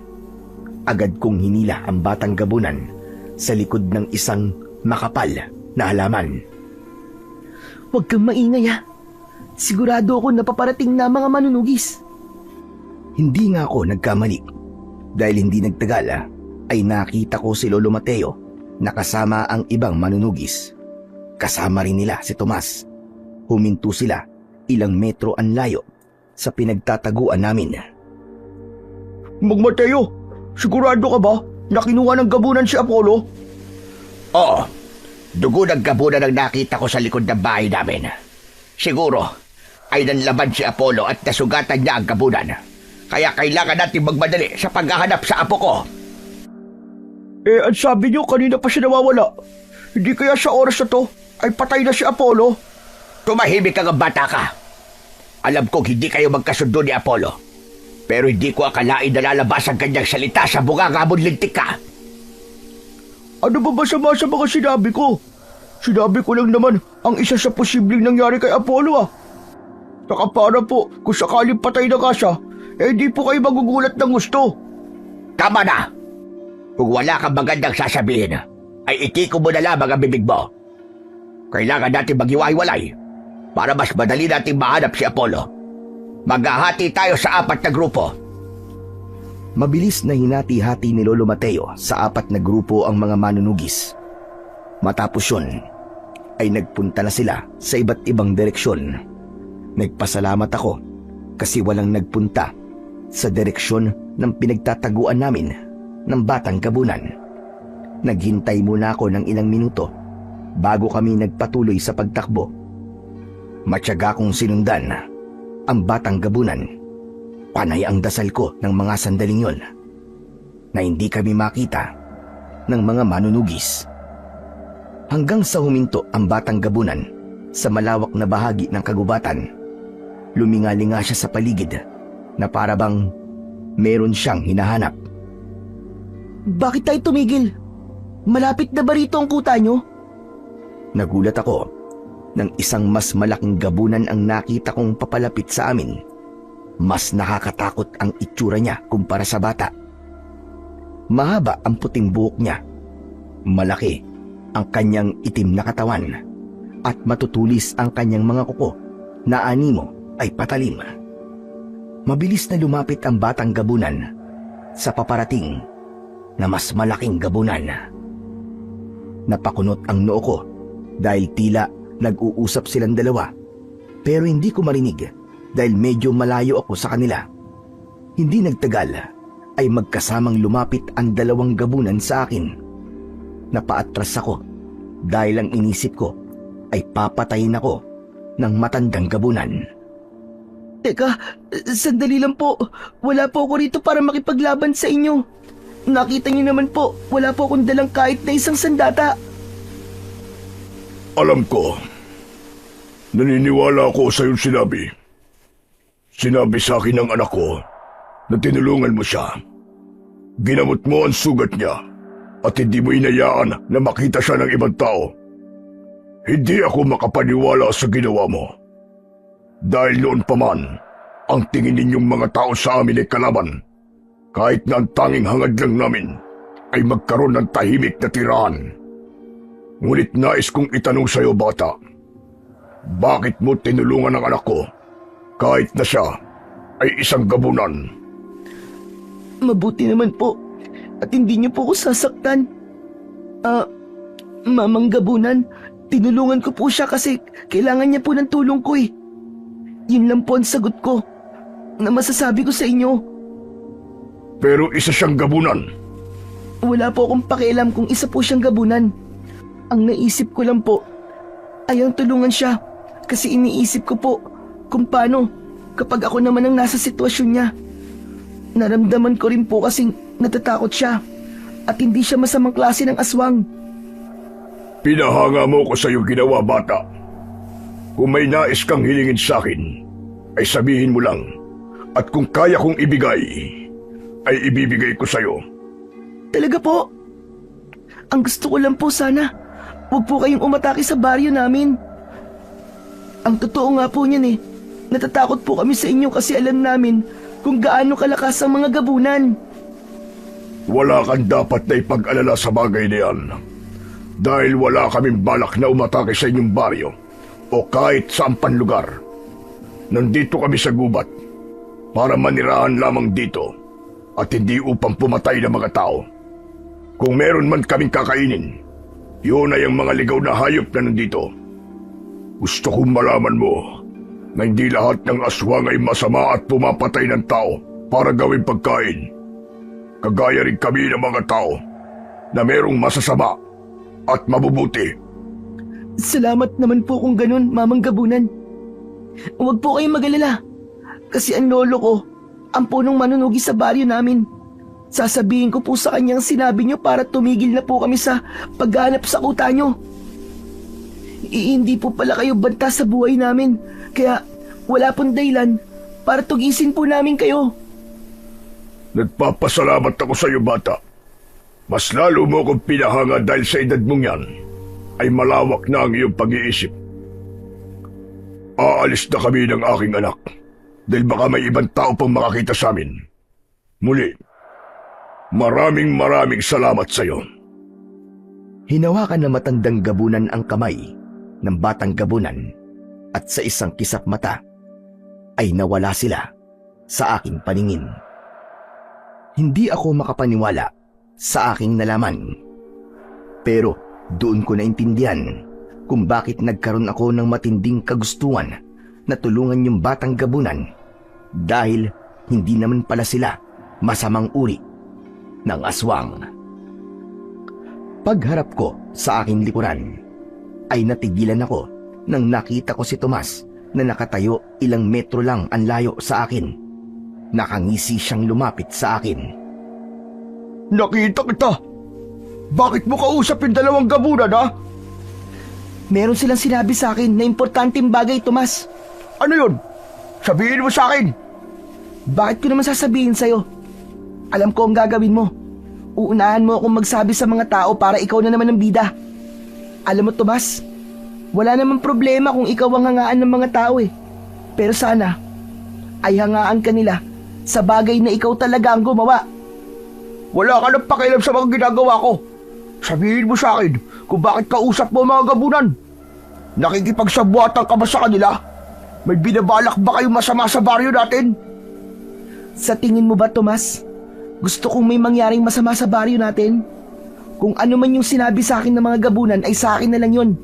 At ang tanging pagsasabihan ko lang nun ay ang lolo ko. Matapos kong sabihin yon, ay iniwan ko na si Tomas. Malalaki ang mga akbang na lumabas ako ng gubat at dumiretso ko sa bahay namin. Hinintay ko roon si Lolo Mateo at hindi nagtagal ay dumating na siya. Nang nakita ako ni Lolo ay may pag-aalala niya akong niyakap ng maigpit. Diyos ko! Salamat sa Diyos at ligtas ka, Apo! Maraming salamat, Panginoon! Ano ba nangyari sa iyong bata ka? Bakit bigla ka nawala? Teka, tama bang hinala ko na kinuha ka ng isang gabunan? Lo, ang dami niyo naman pong tanong. Isa-isa lang. Pero Lo, hindi po ako kinuha ng gabunan. Ang totoo nga po niyan ay tinulungan ko po yung batang gabunan na nakita namin kagabi ni Tomas dun po sa gubat. Sorry po, Lo pero umalis po kasi ako kagabi para hanapin po yung kuta ng mga aswang. Tapos, yun nga po, pinana po ni Tomas yung batang gabunan. Ginamot ko po siya at tinulungan ko po siyang makabalik po sa pamilya niya. Mabagin langit! Totoo ba yung sinasabi mo? Alam mo ba kung gaano kadelikado ang ginawa mong yon? Lo, nagsasabi po ako ng totoo. Pero, hindi po kayo maniniwala, Lo, sa nangyari. Nang nakita po namin yung tatay ng batang gabunan, ay nagpasalamat pa po siya sa akin kasi tinulungan ko po ang anak niya. Saka Lo, Mabait po sila. Ang sabi po niya ay hindi sila ang klase ng mga gabunan na pumapatay po ng mga tao. Naninirahan lang po sila sa gubat at wala po silang balak na umatake dito sa baryo natin. Ang gusto lang daw po nila ay mamuhay ng tahimik at kumain ng mga hayop sa gubat. Kaya sana po, itigil na po natin yung paghahanap po sa kuta nila. Hayaan na lang po natin silang manirahan ng mapayapa sa gubat, Lo. Kalokohan yung sinasabi mo. Walang gabunan ang hindi pumapatay ng tao. Kung totoo man na sinabi yan ng gabunan na yon, sigurado ako na nagsisinungaling siya. Malamang, sinabi niya yan para maging kampante tayo at kapag akala natin ay di sila aatake, ay saka sila sasalakay kung kailan hindi tayo handa para patayin tayong lahat. Lo, mali po kayo. Nararamdaman ko po talaga na mabait po talaga sila. Kasi kung hindi po siya mabait, di dapat hindi na po ako nakauwi dito. Dapat po ay pinatay na nila ako doon. Basta, wala akong tiwala sa mga gabunan na yan. Lahat sila, kahit ano pang uri nilang aswang, ay kalaban nating mga tao mga yon. At ayokong ikikwento mo sa iba yung bagay na yan, At baka pag-isipan ka pa nila na masama. Nagkakaintindihan ba tayo? Pero Lo, naiintindihan mo ba ako, Apollo? opo. Nalungkot ako ng sandaling yon dahil hindi ko nagawang kumbinsihin si Lolo Mateo na maniwala na mabait ang mga gabunan na nasa gubat. Sigurado kasi ako sa bagay na yon dahil marunong silang magpasalamat. Isa pa, kung hindi sila mabuting klase ng aswang, malamang ay pinatay at ginawa na nila akong pagkain kanina. Ganun pa man, umasa pa rin ako na darating ang panahon na mapapatunayan ko hindi lang kay Lolo Mateo kundi sa lahat ng mga tao sa amin na walang dahilan para katakutan namin ang mga gabunan na naniniraan sa gubat. Kinagabihan, matapos naming maghapunan, ay dinala ko na ang aming pinagkainan sa batalan upang hugasan ang mga yon. Nang sandaling yon, ay naisip ko na naman ang nangyari kanina sa gubat. Hindi ko maiwasang mapangiti dahil hindi pa rin talaga ako makapaniwala na makakakilala ko ng mabubuting gabunan. Napahinto ako sa aking ginagawa nang narinig ko ang sigawan ng mga nagkakagulong mga tao sa labas hanggang sa humahangos na pumasok si Lolo Mateo. Kinuha niya ang 2 itak at iniabot niya ang isa sa akin. Teka, Lo, bakit po? Ano po ba nangyayari? May mga aswang na sumasalakay. Kailangan natin makipaglaban na po. Mga gabunan po ba, Lo? Hindi mga gabunan, mga pangkaraniwang uri na mga aswang. Pero marami sila, Apo. Tara na, kailangan tayo ng mga tao. Ipagtanggol natin ang baryo. Magkasama kaming lumabas ng bahay at sumalubong sa amin ang mga aswang na sumasalakay sa mga tao.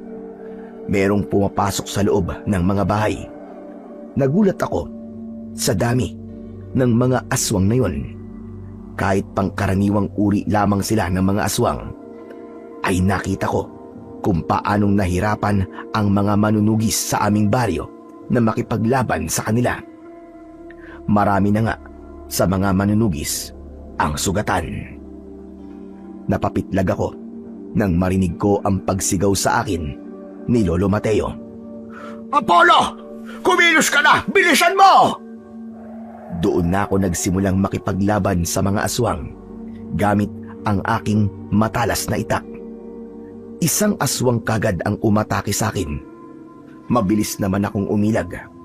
Tatagain ko sana siya, pero mabilis niyang nahawakan ang kamay ko. Napasigaw ako nang akmang sasakmalin ako ng aswang. Pero laking gulat ko nang dumating yung tatay ng batang gabunan na tinulungan ko. Hinawakan niya ang muka ng aswang at itinulak niya yon papalayo. Binuhat niya ang aswang at saka malakas na ipinagbalibagan sa lupa. Malakas na tinapakan ng matandang gabunan ang muka ng aswang hanggang sa madurog yun. Hindi ako makapaniwala na ganong kalakas ang gabunan upang madurog ang ulo ng isang aswang. Humarap sa akin ang gabunan at saka siya naglakad papalapit sa akin. Bata, bilang pagganti sa iyong kabutihan, nandito ako at ang aking mga alagad para tulungan kayo sa inyong laban sa mga aswang. Mamang Gabunan, maraming salamat po sa inyo. Hindi ako makapaniwala nang mula sa gubat ay lumabas ang napakaraming gabunan. Inatake nila ang mga pangkaraniwang aswang. Walang nagawa ang dami ng mga aswang na yon sa lakas at bilis ng mga gabunan. Para lang silang pinaglalaruan ng mga malalakas na gabunan. Maging sina Lolo Mateo at ang iba pang mga manunugis at ang ibang mga tao ay naguluhan sa nangyari. Alam ko na hindi sila makapaniwala na tinutulungan kami sa pakikipaglaban ng pinaniniwalaan nila na alagad ng dilim na mga gabunan. Tumakbo ako papalapit kay Lolo Mateo. Humawak ako ng maigpit sa braso niya. Hindi ko muna siya kinausap dahil ramdam kong gulat na gulat pa rin siya sa kanyang nasasaksihan. Mabilis na naubos ng mga gabunan ang mga pangkaraniwang aswang. Nang lumapit ang matandang gabunan sa akin, ay humarang sa kanya ang mga manunugis. Iniumang nila sa matandang gabunan ang kanilang mga itak. Wag! Teka, sandali lang po mga kasama! Hindi natin kalaban ng mga gabunan. Hindi nyo ba nakita? Tinulungan nila tayo na patayin ng mga pangkaraniwang aswang. Kakampi natin sila. Ano ba sinasabi mo, Apollo? Imposibleng maging kakampi natin ang mga gabunan na yan. Kampon sila ng kadiliman at dapat sa kanila ay patayin. Pero Lo, ano ba kayo? Nakita niyo naman po kung anong ginawa nila, di ba? Tinulungan po nila tayong labanan ang mga pangkaraniwang aswang. Kung hindi po sila dumating, ay baka naubos na po tayo rito. Baka patay na po tayong lahat. Utang po natin sa kanila ang mga buhay natin. Kung ganon, yan pala ang lolo mo na sinasabi mong punong manunugis sa lugar na ito. Ikaw ang gusto kong kausapin. Bakit? Magdedeklara ka ba ng digmaan? Nagkakamali ka.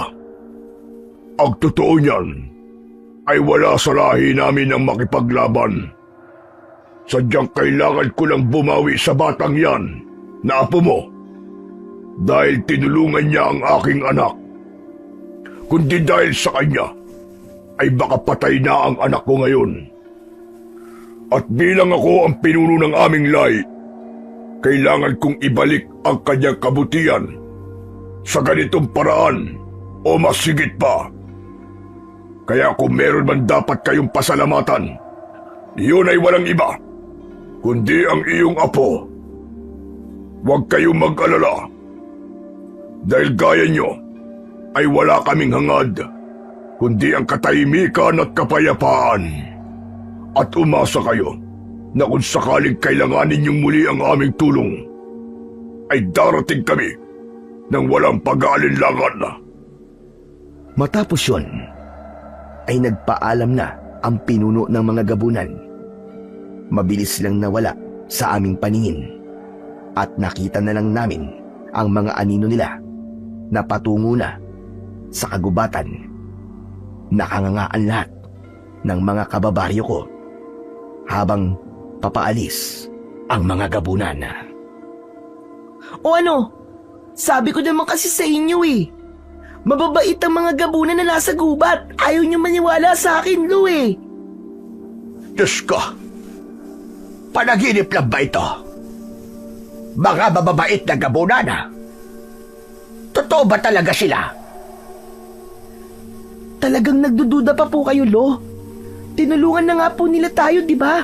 Kitang-kita nyo naman. Tanggapin nyo na lang po, Lo, na hindi po lahat ng aswang ay masama. Oo, nakakatakot po talaga ang itsura ng mga gabunan na nasa gubat. Pero hindi po ibig sabihin nun na masama na kagad sila. Huwag po natin silang husgahan base sa panlabas nilang anyo. Ramdam kong hindi pa rin makapaniwala si Lolo Mateo at ang lahat ng taong naroroon. Pero alam ko na dahil sa nangyaring yon, ay magbabago na ang tingin ng lahat sa mga gabunan na nasa gubat. Ilang araw ang lumipas bago tuluyang natanggap ng mga tao sa aming baryo na mabubuti ang mga gabunan na naninirahan sa gubat. Marami ang nagsabi na kung hindi ko tinulungan ang batang gabunan, ay hindi kami ililigtas ng mga gabunan nang salakayin kami ng napakaraming aswang. At yun ang naging dahilan para hangaan ako ng mga tao sa aming baryo. At nang dahil sa pangyayaring yun, ay tinanggap na sa wakas ni Lolo Mateo na hindi ako nakatadhana para maging isang manunugis, at binigyan niya ako ng kalayaan na piliin ang landas na gusto ko. Makalipas ang maraming taon, natupad ko ang pangarap kong maging isang guro. Tahimik at payapa na ang baryo namin, at wala na ring nakakaalam kung naninirahan pa rin ba sa gubat ang mga gabunan. Doon ko po natutunan na walang ibang mas malakas na sandata kundi ang kabutihan, dahil ang daas ay pansamantalang solusyon lamang, pero ang kabutihan ay tunay na may kakayahang magbigay ng tuldok sa galit at digmaan. Hanggang dito na lamang po ang kwento. Sana po ay marami po kayong natutunang aral sa aking naging karanasan. Sa mundong madalas na humuhusga, batay sa panlabas na anyo, mahalagang paalalahanan ang ating sarili na ang tunay na pagkatao ng isang tao o ng isang nilalang ay hindi nasusukat sa itsura, anyo o unang tingin. Maaaring ang mukhang nakakatakot o tila kakaiba ay may pusong puno ng kabutihan, malasakit at tapang, mga katangiang hindi agad nakikita ng mata. Kung tayo ay magmamadali sa panghuhusga, maaari nating ipagkait ang pag-unawa, pakikipagkaibigan, at minsan pa nga ang tulong na magliligtas sa atin sa oras ng pangangailangan. Ang pag-unawa at bukas na puso ay sandata laban sa maling akala at daan tungo sa isang mundong mas mapayapa at makatao. Tulad na lamang ng sinabi sa unang Samuel, Kabanata 16, Talata 7. Huwag mong tignan ang kanyang anyo o ang kanyang taas, sapagkat siya'y aking itinakwil. Sapagkat ang Panginoon ay hindi tumitingin sa gaya ng pagtingin ng tao. Ang tao'y tumitingin sa panlabas na anyo, ngunit ang Panginoon ay tumitingin sa puso. Ang paalalang ito mula sa Biblia ay nagtuturo sa atin na ang tunay na sukatan ng isang nilalang ay ang kanyang puso at layunin, hindi ang kanyang panlabas na anyo. Sa pagsunod dito, tayo ay matututong mabuhay nang walang kinikimkim na galit o kaaway, at patuloy na gagawa ng mabuti at may pag-ibig para sa ating kapwa. Dahil kung mahal mo ang iyong kapwa, ay mahal mo rin ang Panginoong Diyos. Hanggang dito na lamang po, at maraming salamat po sa inyong pakikinig, at pagpalain nawa kayo ng puong may kapal.